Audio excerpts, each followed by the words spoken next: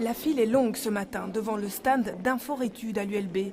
Les organisateurs de cette première journée consacrée à la réorientation doivent même refuser du monde.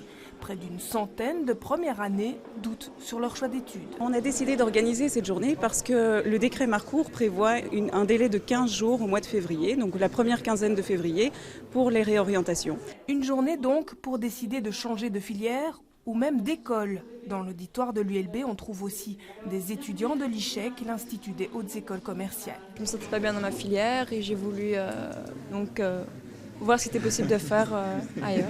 Et c'est souvent les examens de janvier qui ont poussé ces jeunes à participer à cette journée. Comme j'ai eu mes examens, et voilà, je me sens perdu et j'aime pas vraiment ce que j'ai choisi. J'ai fait mon choix en début d'année, j'étais pas sûr de mon choix et donc maintenant, en milieu d'année, après la période d'examen, je me pose beaucoup de questions. J'espère que ça va m'apporter des réponses sur le délai pour la réorientation et aussi dans quel genre d'études est-ce que je pourrais me lancer en attendant l'année prochaine. Certains pourront déjà être réorientés dès aujourd'hui, mais les organisateurs insistent, ils ne sont pas des magiciens. On ne va pas choisir à leur place, simplement on va leur proposer, s'ils le souhaitent, des outils qui vont les aider à mener leur réflexion. Est-ce que je suis bien à ma place ? Est-ce que j'ai pris les bons éléments en considération? Et même là, on n'a pas une liste, on n'a pas une recette miracle. Aucune étude ne quantifie pour le moment le nombre de réorientations réussies, mais il est prouvé que l'étudiant en échec dans une filière obtient de bien meilleurs résultats